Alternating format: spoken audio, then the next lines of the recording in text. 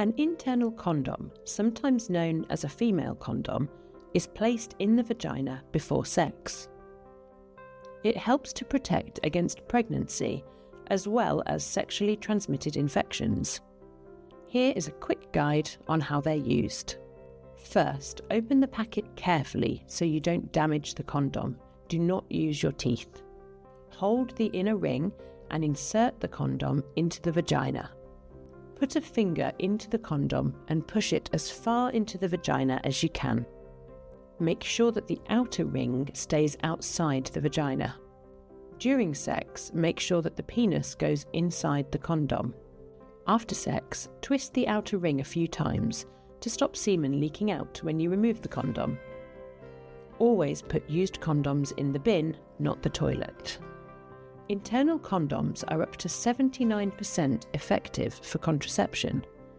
This means that if 100 people used internal condoms for a year, up to 21 of them can expect to become pregnant. You can get free internal condoms from sexual health clinics or with a C card.